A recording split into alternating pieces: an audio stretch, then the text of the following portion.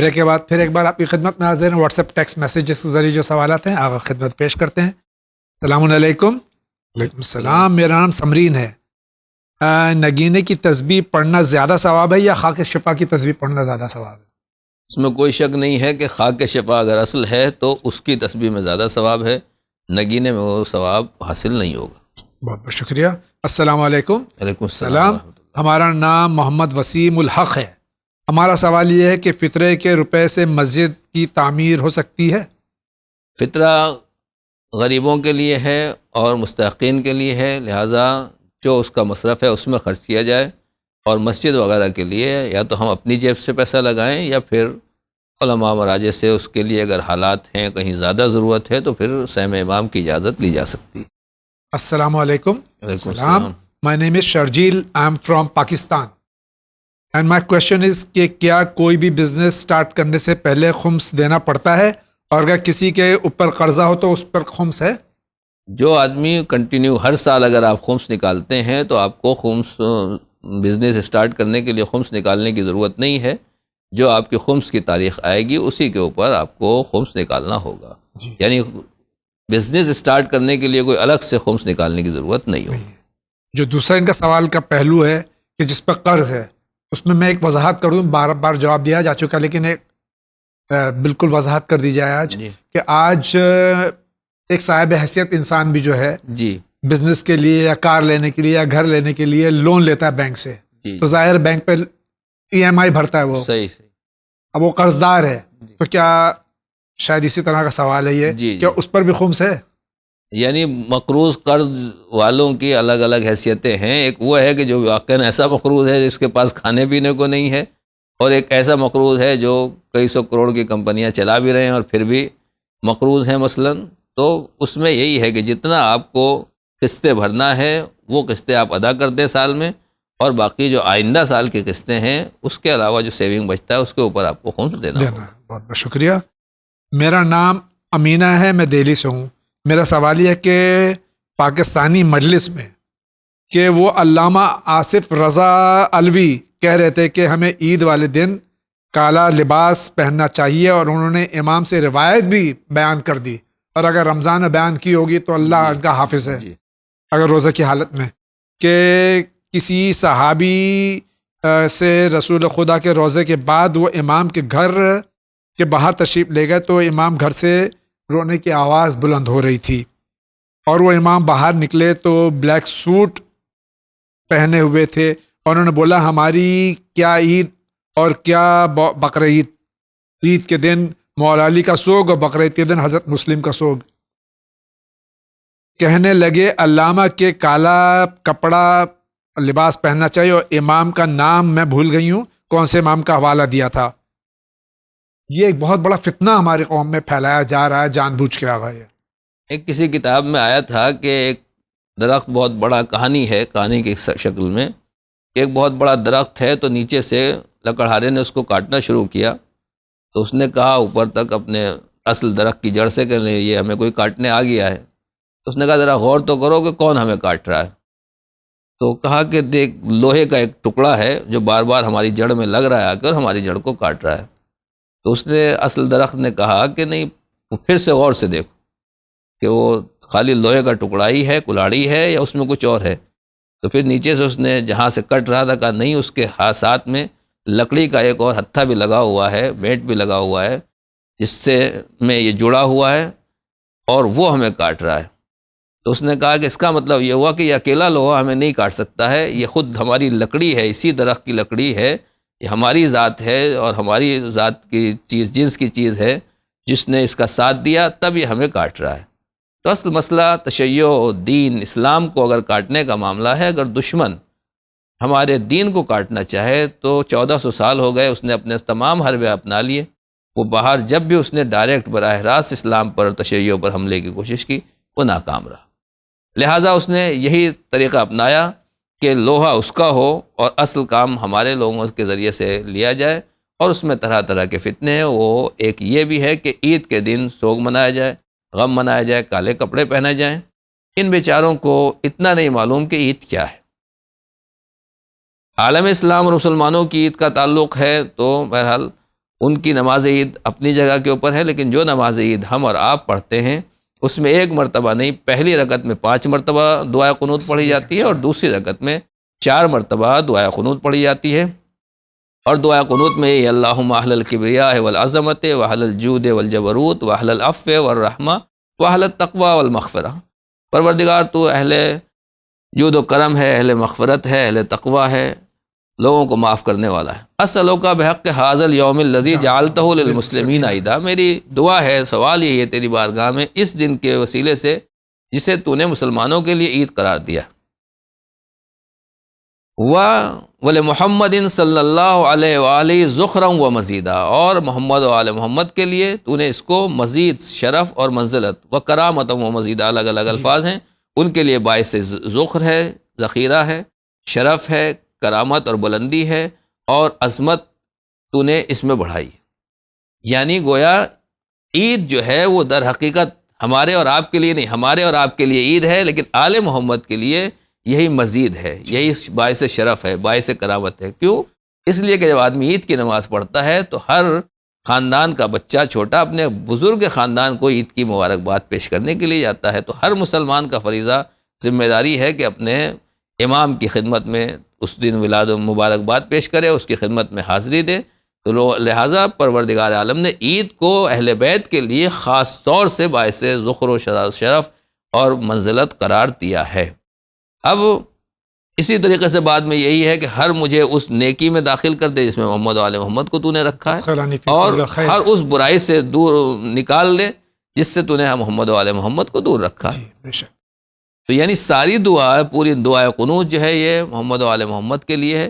اب اگر نماز عید کو ختم کر دیا جائے اور خوشی عید کو ختم کر دیا ہے تو یعنی گویا ہم محمد و آل محمد کے نام پر ان کے سوگ کے ذریعے سے ان کی اس شرف، اس منزلت اور اس اعلان عظمت کو ختم کر رہے ہیں، اور اس سے بڑا ظلم اہل بیت کے اوپر کچھ نہیں ہو سکتا۔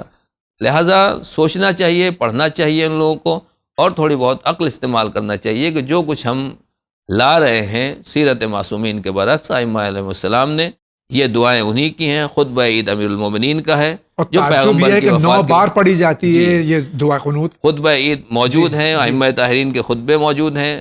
امام رضا علیہ السلام عید کی نماز پڑھانے کے لیے تشریف لے گئے، اگر امام کی عید نہ ہوتی تو لباس سفید کیوں پہنتے، عطر کیوں لگاتے، بہترین کپڑے پہن کے شان کے ساتھ کیوں برآمد ہوتے؟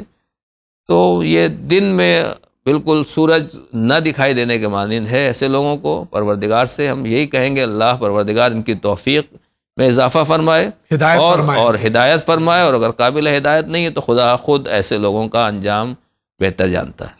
آقا ایک چیز کی اس میں اور وضاحت فرما دیں کہ یہ جو عید کے دن، عید الفطر کے دن کہتے ہیں کہ مولا علی علیہ السلام کا 10واں ہے، جی جناب زینب سوگوار، اتنا ان کے دل میں درد ہوتا ہے، جی، تو یہ لوگ پھر 9 ربیع الاول کی خوشی کیوں مناتے ہیں؟ اس دن تو 2 معصومین کا 10واں ہے، بالکل، رسول اللہ کا 10واں، امام حسن مجتبیٰ کا 10واں ہے صلی اللہ، اور ایک دن پہلے امام حسین عسکری کی شہادت کی تاریخ ہے۔ جی، تو یہ لوگ یعنی اس چیز کو کیوں بولتے ہیں؟ 9 ربیع الاول تو بناتے ہیں بہت شان سے۔ اصل معاملہ دین کو ختم کرنا ہے، اور تشیع کو ختم کرنا ہے، اور عید کی اہمیت کو ختم کرنا ہے، جس سے عظمت اہل بیت بلند ہوتی ہے اور عظمت اہل بیت دنیا کے سامنے آتی ہے۔ میں آپ کو اور بتا دوں اپنے ناظرین کو، بہرحال آپ سب جانتے ہیں اور اس کے اوپر عمل بھی کرتے ہیں، کہ عید کی نماز کے بعد تقریباً ہر جگہ زیارت وارثہ، زیارت امام حسین علیہ السلام پڑھی جاتی ہے، اور مستحب ہے کہ انسان عید کے دن زیارت امام حسین بھی پڑھے۔ یعنی ہمیں امامت سے جوڑ کے رکھا گیا ہے کہ امام جو ہمیں یہ دین اور عید اور نماز جو بھی ملی ہے کربلا کا دیا ہے، تم اپنے کربلا سے جڑے رہو، اور اس نماز کو پڑھنے کے بعد اپنے امام کو سلام کرو کہ یہ آپ کی برکت سے ہمیں عید نصیب ہوئی ہے۔ السلام علیکم جاوید بھائی اور مولانا صاحب۔ علیکم السلام۔ میرے 2 سوال ہیں۔ پہلا سوال یہ کہ جمعے کی نماز کی کیا نیت ہے، اور گھر میں لیڈیز جمعے کی نماز کیسے پڑھ سکتی ہیں، کیا نیت کریں؟ جمعے کی نماز اگر آپ جس مرجع تقلید کی تقلید کرتے ہیں ان کے نزدیک واجب تخیری ہے تو واجب کی نیت کریں گے، اور اگر مستحب ہے کوئی، عام طور سے آج کل کے مراجع واجب تخیری کہتے ہیں۔ واجب تخیری کا مطلب یہ ہے کہ آپ عصر ظہر نہیں پڑھیں اور نیت کریں کہ میں نماز جمعہ پڑھتا ہوں واجب قربتاً اللہ۔ اگر شرائط کے ساتھ یہ نماز جمعہ ہو رہی ہے تو آپ کی نماز جمعہ ظہر کے لیے کافی ہے، اور آپ کو نماز ظہر نہیں پڑھنا ہے۔ احتیاطاً پڑھنا چاہیں تو اس کا ثواب اپنی جگہ کے اوپر ہے۔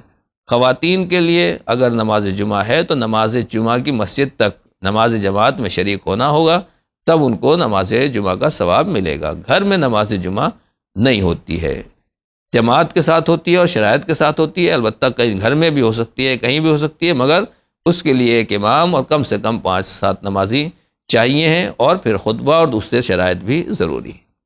السلام علیکم جناب مولانا صاحب اور جاوید بھائی، سلام۔ میں بریلی سے سنبل نقوی، میں ایک ہاؤس وائف ہوں، یعنی میرے پاس جو بھی پیسہ ہے میرے ہسبینڈ کا ہے۔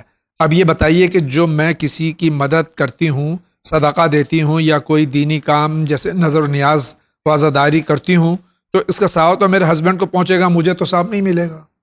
دو باتیں ہیں، یہ بات بالکل صحیح ہے کہ جس کا پیسہ ہے اصل ثواب اس کو ملے گا، لہٰذا آپ کی بھی اپنی انکم ہونا چاہیے، یا جو آپ کا پیسہ ہے ماں باپ دیتے ہیں، بھائی دیتے ہیں، یا آپ کچھ خواتین ان کی کچھ نہ کچھ انکم آمدنی ہے، جو اپنا پیسہ ہے، یا شوہر آپ کو نفقے کے طور کے اوپر دیتا ہے، تو آپ اس میں سے اگر خرچ کریں گی تو اگر آپ وہ ثواب لینا چاہتی ہیں تو یہ اپنی جیب سے اپنی ملکیت پیسہ، اپنا پیسہ آپ کو اس راستے میں دینا ہوگا۔ اس کے لیے کوئی ضروری نہیں ہے کہ آدمی زیادہ ہی دے، جو بھی اس کے لیے ممکن ہو اتنا راہ خدا میں دے گا، اس کا ثواب پروردگار دے گا۔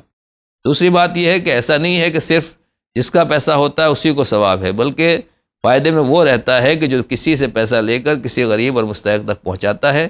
جتنا پیسہ بھی ہم کسی سے لے کر کسی تک پہنچا رہے ہیں تو کیونکہ یہ ہمارے ذریعے سے جا رہا ہے، پروردگار اتنے ہی پیسے کا ثواب ہمیں بھی دے گا، کیونکہ ہم اس رقم کو غریب تک پہنچا رہے ہیں۔ لہٰذا آپ بھی اس ثواب میں شریک ہیں، آپ یہ نہ سوچیں کہ آپ کو ثواب نہیں مل رہا ہے۔ السلام علیکم جاوید انکل، مولانا صاحب۔ علیکم السلام۔ میرا سوال قبر اور اس کے عذاب کو لے کر ہے۔ میں نے سنا ہے کہ قبر میں مردے کے ساتھ تو تازی لکڑیاں رکھی جاتی ہیں، جب تک کہ یہ لکڑیاں سوکھتی نہیں تب تک کہ مردے پر عذاب اور فشار قبر نہیں ہوتا۔ تو میرا سوال یہ ہے کہ لکڑی اور عذاب کے درمیان میں کیا تعلق ہے؟ جی، احادیث کی روشنی میں یہی ہے کہ جریدتین، 2 کھجور کی لکڑیاں، 2 بیری کی 2 لکڑیاں بغل میں رکھی جائیں تازی، اور جب تک یہ خشک نہیں ہو جائیں گی، سوکھ نہیں جائیں گی، پروردگار اس مردے کے اوپر عذاب نہیں کرے گا۔ البتہ اس میں فشار قبر کا تعلق نہیں ہے، یعنی پہلی رات وحشت قبر جو ہے اس کے بارے میں شاید نہیں ہے، لیکن پہلی رات کے بعد گویا پروردگار اس بندے کے ساتھ، خدا معبود اپنے بندے کے لیے رحمت کرنے کے انداز ڈھونڈتا ہے، طریقے ڈھونڈتا ہے، اسے بہانے چاہیے رحمت نازل کرنے کے لیے۔ لہٰذا اس نے یہ طریقہ اپنایا کہ کم سے کم جتنے دن تک بہرحال قبر کیونکہ زمین کے اندر ہوتی ہے اور اندر تری رہتی ہے، لکڑی زیادہ دن تک تر رہے گی، تو جتنا بندہ عذاب سے محفوظ رہے اتنا بہتر ہے۔ لہٰذا یہ حکم دیا گیا ہے، اور احادیث میں یہی ہے کہ قبر میں 2 لکڑیاں رکھ دی جائیں، ایک دائیں بغل میں ایک بائیں بغل میں، جب تک یہ خشک نہیں ہوں گی عذاب سے یہ محفوظ رہے گا۔ قلت عذاب، تخفیف عذاب کا آپ اس کو ایک ذریعہ سمجھ سکتے ہیں۔ السلام علیکم۔ علیکم السلام۔ میں کرناٹکا سے ہوں، آپ کا پروگرام مجھے بہت پسند ہے۔ میرا سوال یہ ہے کہ گھر میں برکت آنے کے لیے کوئی دعا بتا دیجئے۔ گھر میں برکت آنے کے لیے سب سے پہلی چیز گناہوں سے بچا جائے۔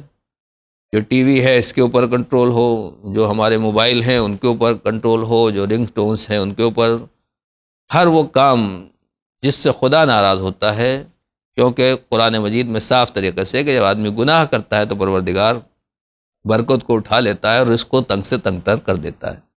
پھر جب ہم گناہوں سے بچتے ہیں اس کے بعد نیک کاموں کا منزل آتی ہے، اور ان میں صدقہ سب سے پہلی چیز ہے جو برکتیں نازل کرتا ہے۔ گھر میں صفائی رکھنا، اس سے برکت نازل ہوتی ہے۔ گھر میں جالا نہ رہنا چاہیے، اس سے برکتیں نازل ہوتی ہیں۔ تو اس طرح کی چیزیں ہیں جن کے اوپر عمل کرنے سے، یعنی صرف صلہ رحم، صرف دعا سے برکتیں نازل نہیں ہوتی ہیں۔ اصل کام یہ ہے کہ ہم گھر کو دوسروں کے لیے کیسا بنا کر پیش کر رہے ہیں۔ سب سے پہلے یہ گھر خدا کی نظر میں کیسا ہے، اچھا ہے یا نہیں، اور خدا کے بندوں کی نظر میں یہ گھر کیسا ہے۔ جب اللہ کی نظر میں اور اللہ کے بندوں کی نظر میں وہ گھر اچھا ہوگا تو ان کے دل سے دعائیں نکلیں گی اور یقیناً برکتیں اس گھر میں نازل ہوں گی۔ شکریہ۔ طہارت کا خیال رکھنا بھی ضروری ہے، اس میں بھی ایک اہم چیز ہے کہ گھر میں نجاست اور طہارت کی وجہ سے بھی بے برکتی آتی ہے۔ لہٰذا جتنا پاک و پاکیزگی کا خیال رکھیں گے، حتیٰ کہ اگر عمل کر سکتے ہیں تو ہر وقت باوضو رہنا، یہ بھی گھر کی برکت کے لیے بہتر ہے۔ بہت بہت شکریہ۔ السلام علیکم. علیکم السلام. السلام. ماشاء اللہ ون چینل بہت بہت عمدہ کام کر رہا ہے الحمدللہ. شکر اللہ. ماشاء اللہ مولا نظر بد سے بچائے اور بے شمار ترقی عطا فرمائے. اللہ آمین. میں بنگلورو سے ہوں. سوال میرا یہ ہے، قرآن مجید رمضان میں ختم کرتے ہیں اور مرحومین کو بخشتے ہیں. یہ مجھے سمجھ آتا ہے کہ مرحومین کو ہدیہ دینے سے ان کو برزخ کی منزل میں آسانی ہو جاتی ہے، لیکن جیسے کہ اب مولا علیہ السلام کی شہادت کے روز یا دیگر کسی بھی معصوم علیہ السلام کی شہادت کا روز آتا ہے تو میں دیکھتی ہوں کہ معصومین علیہ السلام کو بھی ہدیہ کیا جاتا ہے. پلیز اس کا ریزن بتا دیجئے کہ ظاہر ہے وہ تو نورانی ہیں، ان کو ہدیہ کی کیا ضرورت ہے؟ ہمارے ذہن میں عام طور سے ایک تصور ہے عوام کے ذہنوں میں، اور جو یقیناً اپنی جگہ پر صحیح ہے، لیکن دو چیزیں الگ الگ ہیں. پہلی بات تو یہ ہے کہ ہم اگر اپنے سے معصومین کا کمپیئر کریں گے تو ہمارا ان کا کوئی مقابلہ نہیں ہے، اور وہ ہماری عقل و شعور سے بالا تر شخصیتوں کے مالک ہیں. لیکن اگر ان کا کمپیئر اور تقابل خدا سے کیا جائے گا تو بہرحال پروردگار کے بندے ہیں، بے شک. اور ایک بندے ہونے کے اعتبار سے انہوں نے اسی لیے خود ہی دعائیں کی، خود ہی عبادت اور بندگی کی. مسلسل ان کے لبوں پر ذکر الہی اور ماہ رمضان میں مسلسل تلاوت قرآن میں ائمہ معصومین مشغول رہتے تھے، اس لیے کہ اسی کے ذریعے سے ان کے درجات بھی خدا کی بارگاہ میں بلند ہوتے تھے. لہذا خدا کی منزلت تک پہنچنے کے لیے ان کو بھی اس عبادت کی ضرورت تھی، اور جس کو انہوں نے بحسن و خوبی انجام دیا. لہذا خدا کے نزدیک ان کا درجہ جتنا بھی بلند سے بلندتر ہو وہ وہی چاہتے تھے. ایک بات تو یہ ہے. دوسری بات یہ ہے کہ ہم جو ہدیہ ان کی خدمت میں کرتے ہیں تو ظاہر سی بات ہے کہ ہمارے ناقص عمل سے شاید ان کے، اور یقیناً ان کے درجات میں کوئی بلندی ہونے والی نہیں ہے. لیکن دنیا کا طریقہ یہی ہوتا ہے کہ کوئی ایک معمولی آدمی جب کسی بڑے امیر اور کسی بادشاہ کے یا کسی بزرگ کے دربار میں حاضری دیتا ہے تو اپنی بساط بھر وہاں کوئی ہدیہ پیش کرتا ہے، ادھر سے ریٹرن ہدیہ کے بدلے میں ہدیہ ملتا ہے، ریٹرن گفٹ ملتا ہے، اور اس ریٹرن گفٹ میں ظاہر سی بات ہے ہم اپنی حیثیت کے مطابق دیتے ہیں، سامنے والا اپنی حیثیت کے مطابق دیتا ہے. تو جب ہم یہ ہدیہ، یہ ثواب اماموں کی خدمت میں پیش کرتے ہیں تو ادھر سے بھی ہمیں دعائے مغفرت اور ریٹرن گفٹ ملتا ہے. وہ ریٹرن گفٹ یقیناً بہتر ہے اور وہ ہمارے لیے باعث ثواب ہے. لہٰذا معصوم علیہ السلام کو بھی آپ ہدیہ پیش کر سکتے ہیں ثواب کا، اور اس کا درجہ، اس کا ثواب ہمارے شامل حال یقیناً ہوتا ہے. السلام علیکم. السلام. After finishing namaz, we offer ziyarat. We take Imam Hussain alayhi salatu wassalam, Imam Raza alayhi salatu wassalam, and Imam Zaman alayhi salatu wassalam. Why not other imams? بہرحال یہ زیارت کا سلسلہ کہاں سے شروع ہوا ہے اس کی تفصیل تو مجھے نہیں معلوم ہے، لیکن میں اتنا کہوں گا کہ واقعاً نماز کے بعد جو تعقیبات ملتی ہیں دعاؤں میں، خود مفاتیح الجنان میں بھی اگر آپ دیکھیں صبح کی نماز کے بعد بھی تعقیبات ہیں، اور دوسری نمازیں، ہر نماز کے بعد جو مشترکہ تعقیبات ہیں ان میں باقاعدہ زیارت کا تذکرہ موجود ہے. لہٰذا زیارت نماز کے بعد ایک حصہ ہے تعقیبات کے اعتبار سے، چاہے وہ ایک جملے کی زیارت ہو چاہے تفصیلی زیارت ہو. البتہ ایک زیارت جو ہمارے ہاں نہیں پڑھی جاتی اور عام طور سے اس کا ذکر نہیں ہوتا، وہ مفاتیح الجنان کے بالکل شروع میں ہی تعقیبات مشترکہ میں اللہم انت السلام ومنک السلام ولک السلام والیک یعود السلام سبحان ربک رب العزت عما یصفون وسلام علی المرسلین. یہ بہترین، اے اللہ تو سلام ہے، تیری طرف سے سلامتی ہے، ولک السلام اور تیرے لیے سلامتی ہے، اور سلام تیری طرف یا ہر سلامتی تیری طرف پلٹتی ہے. یعنی سب سے پہلے سلام جو ہے، جسے ہم زیارت میں بھی معصومین کو سلام کرتے ہیں، سب سے پہلے سلام خدا کی خدمت میں پیش کیا گیا ہے. تو لہٰذا اگر یہ والی زیارت پڑھی جائے تو اور زیادہ بہتر ہے. اس میں بعد میں تمام عباد اللہ صالحین، پیغمبر اکرم، امیر المومنین اور 12ویں امام تک ہر ایک کا تذکرہ موجود ہے. تو اگر آپ یہ چاہتے ہیں کہ 4 معصومین کی زیارت ہو اور ہر ایک کا نام بنام لے کر آپ زیارت پڑھیں تو پھر اس زیارت کو آپ منتخب کر سکتے ہیں، اور مفاتیح میں ایک صفحے کی زیارت ہے، 2-3 منٹ میں آپ پڑھ سکتے ہیں. السلام علیکم. علیکم السلام. ورحمۃ I'm Allah. Tawqir Fatima from Mumbai. I wanted to ask that on the day a girl gets spark, but because of some reason she couldn't take ghusl and she takes tayammum. So کیا ان کا روزہ valid ہے؟ اب اس میں ایک وضاحت کر دوں، بہن نے شاید شرم کے مارے یہ بات نہیں کی ہو، کہ بہت سے، چونکہ ممبئی سے سوال ہے، گھر چھوٹے ہوتے ہیں، اگر عورت نجاست سے پاک ہو گئی، گھر میں مختلف افراد ہوتے ہیں، تو شرم کے مارے اگر غسل نہیں کیا یا بیماری کی وجہ سے غسل نہیں کیا یا پانی مضر ہے یا پانی دستیاب نہیں ہے غسل کے، مختلف پہلو ہیں اس کے، اور صرف تیمم کر لیا، تو اس صورت میں کیا اس کا روزہ ہو جائے گا؟ اگر معقول وجہ ہے غسل نہ کرنے کی، جیسے بیماری وغیرہ ہے، تو یقیناً تیمم کی وجہ سے روزہ ہو جائے گا. لیکن اگر صرف ہم شرم کو عنوان قرار دیتے ہیں تو بظاہر اگر یہ شرم اتنی ہو کہ اضطرار کی حالت تک پہنچ جائے اور واقعاً آدمی کے لیے ممکن نہ ہو، جو ہماری بنائی ہوئی ہیں، تو شاید ممکن ہو. لیکن عام طور سے شریعت میں، دین میں یہی ہے کہ انسان غسل کرے اور ان چیزوں کو بالائے طاق رکھتے، کیونکہ یہ زندگی میں ہر ایک کا معمول ہے، صرف ایک بچی یا ایک خاتون یا ایک مرد سے مخصوص نہیں ہے. یہ جیسے کھانا پینا ہر ایک کی ضروریات زندگی میں، اسی طریقے سے غسل اور تیمم اور وضو بھی ہر ایک کی ضروریات زندگی میں ہے. لہٰذا اس کو شامل کر لیں اور اس کا عادت بنا لیں. اگر ہم گھر کا کلچر، ماحول ایسا بنا لیں تو پھر کوئی شرم نہیں ہوئے گی. جو بھی گھر والے ہیں وہ سمجھ جائیں گے کہ کس کو کیا ضرورت ہے اور کیوں غسل کر رہا ہے. السلام علیکم. علیکم السلام. میرا سوال علم جعفر کے بارے میں. یوٹیوب پہ ایک چینل علم جعفر کا ہونے کا دعویٰ کرتا ہے اور اسی بارے میں کئی ویڈیوز بھی اپلوڈ کرتا ہے. ہم چاہتے ہیں کہ آپ ہمیں بتائیں کہ علم جعفر کیا ہے، قرآن، حدیث اور معصومین علیہ الصلاۃ والسلام کی تعلیمات کی روشنی میں جواب دیں. اللہ ان چینل کو اور ترقی اور کامیابی عطا فرمائے. یہ حدیث معصومین علیہ السلام سے معلوم ہوتا ہے کہ علم جعفر اور الجامعہ، یہ دو ایسے علوم اور دو ایسی چیزیں ہیں جو صرف اہل بیت سے مخصوص ہیں. یہ علم دنیا میں پایا جاتا ہے. بہرحال علماء کچھ نہ کچھ اس کے عالم دین پہلے تھے، اب بھی دنیا میں گوشہ و کنار میں موجود ہیں اور ہوں گے. لیکن میں اتنا ہی کہوں گا کہ کسی بھی چیز کو سننے، دیکھنے، اس پر عمل کرنے سے پہلے یہ تحقیق کر لینا چاہیے کہ جو ہمیں سکھایا جا رہا ہے، بتایا جا رہا ہے، یہ ہدایت کا راستہ ہے یا گمراہی کا راستہ. کبھی کبھی ہدایت کے نام سے بھی گمراہی پھیلائی جاتی ہے، یا ہم اس کی صلاحیت نہیں ہے، وہ لیاقت نہیں ہے، وہ ہمارے اندر کیپیسٹی ان علوم کو سیکھنے کی نہیں ہے، اور اگر انسان ان میدانوں میں اتر جاتا ہے تو گمراہ بھی ہو سکتا ہے، برباد بھی ہو سکتا ہے. لہذا ان علوم میں جو روحانی علوم ہیں، بے حد احتیاط اور نزاکت کی ضرورت ہے. گزشتہ علماء، بہت سے علماء روحانیون اپنے بعض علوم اسی لیے اپنے سینے میں لے کر چلے گئے کہ ان کو اس کا اٹھانے والا اور لائق انسان نہیں مل سکا. لہذا انہوں نے بہتر یہی سمجھا کہ کسی نااہل کو دینے کے بجائے وہ اپنے ساتھ لے جائیں تو بہتر ہے. نااہل کے ہاتھ میں مل جائے تو پھر وہ انسانیت اور لوگوں کی تباہی اور بربادی کا ذریعہ بنتا ہے. شکریہ آقا. السلام علیکم. علیکم السلام. میرا نام اظہر ہے.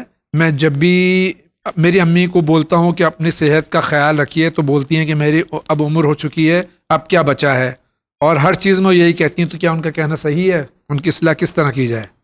دیکھیے، ہر بزرگ اپنے ان کے اعتبار سے تو یہی کہتا ہے کہ اب کیا بچا ہے. یعنی وہ جب چھوٹوں کو دیکھتا ہے اور اپنی عمر کو دیکھتا ہے تو یہی کہتا ہے کہ میری عمر تو آخری منزل تک پہنچ گئی ہے.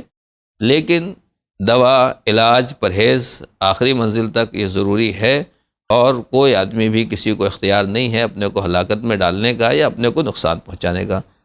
لہٰذا جتنا بھی ڈاکٹر علاج بتاتا ہے، جو چیز پرہیز بتایا جاتا ہے، اس پر عمل کرنا چاہیے. زیادہ سے زیادہ زندگی رہے گی تو میں یہی کہوں گا کہ ایک ماں ہے، اگر وہ یہ کہتی ہیں کہ بچہ ہی کیا ہے، تو ایک ماں کی زندگی بچوں کے لیے اور زیادہ ضروری ہے. خود اگر آپ کو اپنی زندگی کی ضرورت نہیں ہے تو کم سے کم ان بچوں کے لیے آپ کا سایہ ہی اور آپ کی دعائیں ہی بہت اہم چیز ہے. شکریہ آقا. ایک طویل سوال آپ کی خدمت میں پیش کر دیتے ہیں. السلام علیکم. علیکم السلام. I don't want to name myself. No problem. My question is that if there are multiple ghusl wajib on us, for example, ghusl janabat or many other ghusl after periods, has nifas, or ghusl juma, etc., then what is the correct way to do ghusl? Is it so that only one ghusl for all them is sufficient? And if yes, then which one should we perform and what is the way of doing it? یعنی اگر کئی غسل واجب ہو جائیں غسل جنابت کے ساتھ میں تو صحیح طریقہ کیا ہے؟ اگر کئی غسل آپ واجب، مستحب، یا صرف واجب کئی ہوں یا مستحب کئی غسل ہوں ایک ساتھ، تو ایک غسل کافی ہے. سب کی نیت سے آپ ایک غسل کر لیں گے یا ایک غسل کر لیں گی، آپ کے سب غسل ادا ہو جائیں گے. نیت سب کی کرنا پڑے گی. بہت بہت شکریہ. Secondly, what is the niyat that we should do and is there any dua we should recite during ghusl? کوئی خاص دعا پڑھی جاتی ہے؟ جیسے فار ایگزامپل انہوں نے لکھا ہے کہ اف وی آر ڈوئنگ غسل آفٹر پیریڈز وی سے غسل کرتی ہوں میں رفع ہونے حدث کے مباح ہونے نماز کے. یہ کوئی دعا تو نہیں ہے؟ تو نیت، یہ تو نیت ہے، اور نیت کا ضروری نہیں ہے، زبان پہ لانا ضروری نہیں ہے. صرف آپ اس نیت سے کہ میں کس چیز کے لیے غسل کر رہی ہوں یا کر رہا ہوں، اس نیت سے دل میں یہ ارادہ کر لیا. مثلا آج جمعہ کا دن ہے، ہم حمام میں گئے کہ ہمیں پتہ ہے کہ غسل جمعہ کرنا ہے، اور اس ارادے سے ہم نے غسل کر لیا، وہی کافی ہے. زبان سے نیت ادا کرنا ضروری نہیں. بہت بہت شکریہ. السلام علیکم. علیکم السلام ورحمۃ اللہ. میرا سوال، نوکری کی وجہ سے میں الوداع جمعہ کی نماز نہیں پڑھ پایا، معافی کیسے ہوگی؟ بادشاہ شیر رائے پور چھتیس گڑھ سے سوال کر رہے ہیں. الوداع جمعہ بہرحال صرف سال میں ایک ہی جمعہ نہیں ہے. معصوم علیہ السلام پیغمبر اکرم کی حدیث ہے، احادیث میں ہے کہ جمعہ جو ہے وہ غریب مومنین کے لیے حج کی حیثیت رکھتا ہے، اور نماز جمعہ کے بعد عصر کا انتظار کرنا یہ عمرے کی حیثیت رکھتا ہے. ہمارے ملک میں بعض مسلمان جمعہ، الوداع جمعہ اور نماز عید پڑھنے کو ہی سوچتے ہیں کہ ہم نے اسلام کا حق ادا کر دیا. حقیقت یہ ہے کہ ہر جمعے کو نماز کے لیے آنا چاہیے، چاہے آپ کو کئی گھنٹے لگے، لیکن جتنا بھی آپ نماز کے لیے وقت دیں گے اللہ زندگی میں اتنی ہی برکت عطا کرے گا، اور اتنا ہی آپ کے لیے یہ بابرکت ہے. لہٰذا ہر جمعہ پڑھیے، اور الوداع جمعہ قضا ہو گیا تو کوئی ایسی اس کی کوئی قضا نہیں ہے. اور اگر آدمی پڑھ بھی لیتا ہے تو اس لیے پڑھا جاتا ہے کہ ماہ رمضان کا یہ آخری جمعہ ہے، ورنہ خصوصی طور پر الوداع جمعے کے لیے شاید کوئی ایسی روایت نہیں ملتی. السلام علیکم. علیکم السلام. میں عبد القادر راجستھان سے ہوں. اور میرا سوال یہ ہے کہ رمضان المبارک میں روزہ کرنا فرضیت ہوتا ہے، اور اگر کوئی شخص بیماری کی حالت میں روزہ رکھتا ہے تو کیا وہ جائز ہے؟ بیماری کی حالت میں اگر روزہ رکھ سکتا ہے تو روزہ رکھے، اس کا روزہ ہو جائے گا، قبول ہے. لیکن اگر یہ روزہ اس کو نقصان پہنچا رہا ہے، بیماری کو بڑھا دے رہا ہے، یا آدمی کو دنیا سے لے جا رہا ہے، تو اگر نقصان پہنچا رہا ہے تو پھر روزہ نہیں رکھ سکتے، اور یہ روزہ بھی قبول نہیں ہوگا. جتنے دن بیماری کی وجہ سے آپ کا روزہ چھوٹے گا، ماہ رمضان کے بعد آپ اتنے دن روزہ رکھ لیجئے، وہ آپ کا روزہ یہ قضا ہو جائے گی، اور آپ کے گردن کے اوپر کوئی گناہ بھی نہیں. السلام علیکم. علیکم السلام. مولانا صاحب جاوید بھائی، میرا سوال ہے کہ کچھ لوگ کہتے ہیں کہ عید الفطر نہیں منانا چاہیے کیونکہ اس دن مولا علی علیہ السلام کا 10واں ہے. دلیل یہ دیتے ہیں کہ ہمارے باقی امام علیہ السلام مولا کی شہادت کے بعد کبھی عید الفطر نہیں منائے، بغیر دلیل کے دعویٰ کرتے ہیں. جی. اور یہ بھی کہا جاتا ہے کہ ہمارے اماموں نے عید کو کالا لباس پہنا تھا. کیا یہ صحیح ہے؟ اس کا جواب ابھی ہم پہلے شروع میں دے چکے ہیں، لیکن پھر سے میں یہی گزارش کروں گا اپنے بچوں سے، جوانوں سے خاص طور سے. جی. مختصر جواب یہ دے دوں کہ دیکھیے، اب تک آپ نے اپنی زندگی میں جو بھی عمل کیا ہے، یہ تمام فتنے اور بھی اس کے علاوہ دوسرے فتنے ہیں جنہوں نے ابھی ہمارے سامنے سر ابھارا ہے، زیادہ پرانے نہیں، 2-4-5 سال کے اندر کے فتنے ہیں. تو آپ یہ دیکھیے کہ پہلے سے علماء، مسلمان اور مومنین کس چیز کے اوپر عمل کرتے تھے، یہ نئی نئی چیزیں کہاں سے آ رہی ہیں، اور کن کتابوں سے، ضعیف کتابوں اور ضعیف باتوں سے، یا بالکل جعلی حدیثوں سے سہارا لیا جا رہا ہے. ان کی کوئی حیثیت نہیں ہے، اور آپ ان کے اوپر کوئی توجہ نہ دیں. اور اگر یہ پروف بھی پیش کرتے ہیں، دلیل بھی پیش کرتے ہیں، اور کتاب بھی آپ کو دکھاتے ہیں، تو یقین مانیے کہ کتابیں جھوٹی ہیں، اور وہ حدیثیں بھی حدیث نہیں ہیں. اماموں نے کہا ہے کہ ایسی حدیثوں کو دیوار پہ مار دو، ان کے منہ پہ مار دو. اور جو قرآن و حدیث سیدھے سیدھے باتیں ہیں، جہاں ہمیں حکم دیا گیا ہے معصومین علیہ السلام نے، عید جو ہے وہ باقاعدہ دین کا ایک حصہ ہے.